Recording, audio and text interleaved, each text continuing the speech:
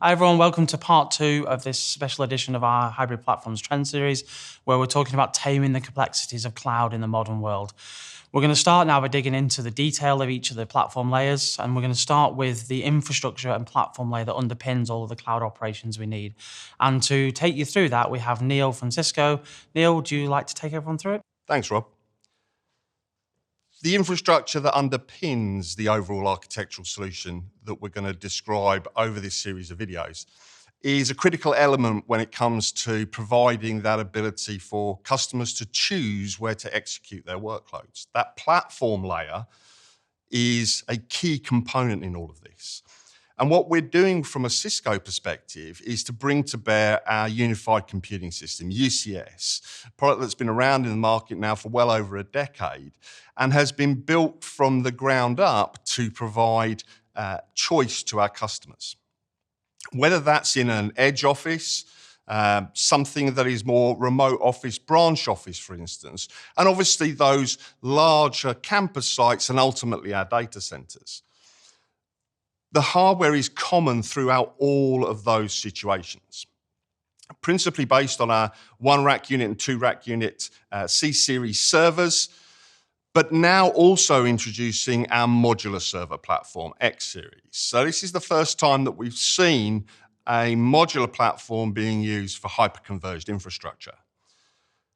So the customer has a choice between, do I want to go for standard rack mounts that are managed locally with something referred to as UCS Manager or UCSM, where we put the initial network component directly as part of that overall platform, our fabric interconnects, and manage that entire estate that sits under those fabric interconnects from one single point. The alternative is to use Intersight. And we're going to come on to Intersight in more detail in a subsequent video. But for here, that's allowing us to take advantage of customers' existing top-of-rack switches, but still provide that seamless, centralized control, visibility, and automation mechanism that, as I say, we'll dig into a little bit deeper later on in another video.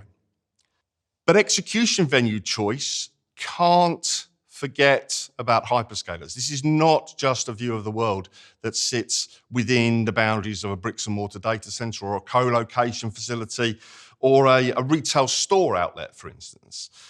And this is a key part of the partnership with Nutanix, to extend that into the world of hybrid using NC2. And Darren will go into some more detail in a subsequent video about NC2.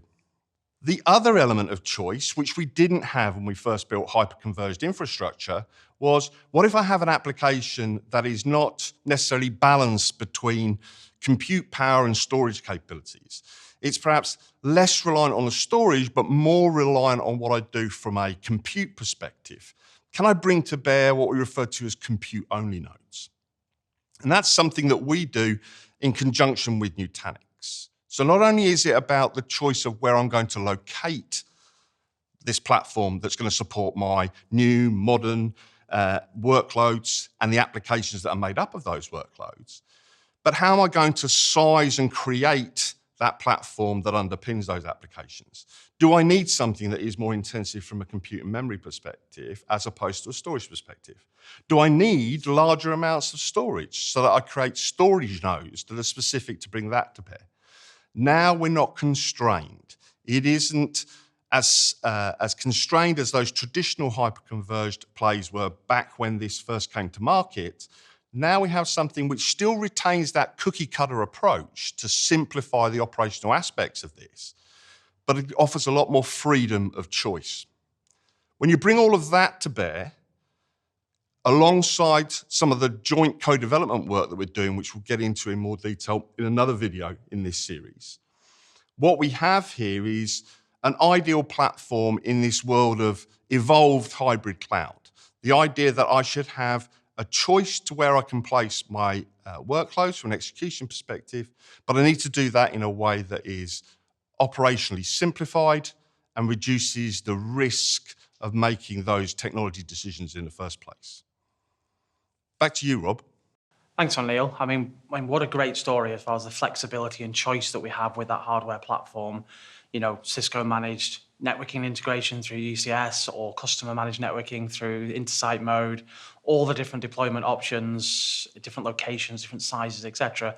But one of the bits you touched on that I think is worth exploring in a bit more detail is that NC2 conversation. What happens when that moves into a public cloud and we need to run them workloads adjacent to something up there? But maybe, Darren, that's where you could to sort of fill in the blank almost is what is this Nutanix NC2 thing that Neil teed up earlier? Yeah, sure. So in a nutshell, it's running Nutanix in the public cloud. So NC2 is Nutanix Cloud Clusters. And we're seeing a lot of interest in this at the moment. It's taking everything we spoke about around just a hypervisor and this hyperconverged infrastructure, the same code base, but having it deployed in the public cloud providers, which provides great mobility. So you can have your workloads on premises, be able to move them to another location without having to go through the pain of refactor, re-architect, and all the things that go with that. So again, reducing the time for disruption, but increasing availability, many locations then to run applications and data. Cool, and that's basically then the hardware provided by the cloud provider, but running Correct. the same software layer as, Exactly as the rest of the stack that we're going to talk about in the future videos, etc. That's right, yeah. Cool, and then that obviously probably helps then customers with then commits to cloud spend as well, to draw down in on their EDPs or MAC agreements, etc. Exactly, and also as well, you can just go into the cloud provider's marketplace, and Nutanix is listed there. You can just draw down straight away and start deploying immediately. Excellent. Anyway, so Neil, I have a question for you though. We've heard some great stories about Cisco and the whole kind of ecosystem, but what's the differentiator for yourselves around kind of the compute and storage? Because there are many options available today to buy hardware. So I'd really like to know more about why Cisco.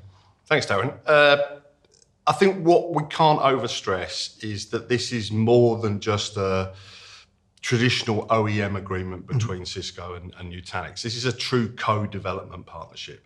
So that means that there are engineering resources that we brought across from Cisco into the world of Nutanix to allow us to build out all of these integrations and to advance the platform jointly between us. We'll talk about some of the elements around support and Intersite, but in another video in the series. But if we were to take everything that we're capable of doing from a Cisco hardware platform and that extensibility around every potential execution venue, edge, robo, branch, data center, and what we can do in terms of compute only, storage only, and true hyperconverged nodes, I think when you combine that with all of the Nutanix software elements that then sit on top of that, I think that's a pretty unique offering compared to the rest of the marketplace. Yeah, makes sense, yeah.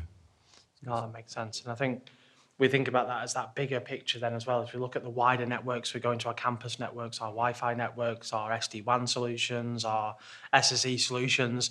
As Cisco evolved that portfolio, there's a great case of unification there, platform plays, reduction in costs and contracts and all that sort of stuff. So it really joins into that wider piece. And we saw that with a deal we did recently jointly with a motorsports racing organisation. And they really saw that value of actually now that single ecosystem and that ability to actually say, rather than contracting with 15 people, I'm doing it with 2. Yeah, I've got the integrations then of all the new technologies, whether it's on LAN, WAN, data center, cloud, etc., all working together. And they saw that real value to that in simplifying their business operations. So I think that's, again, for me, one of the real strengths of the joint partnership. So, yeah, thank you very much, guys, for the cloud platform layer, the hardware layer of that. And for those that have been listening, thank you for your time. And we look forward, hopefully, to seeing you in the next video, where we're going to move up in the stack now and look at what is that software layer that needs to run on top of that Cisco hardware platform to allow you to deliver on them cloud promises that we've been talking about. So hopefully you can join us in the next video, and thanks for listening.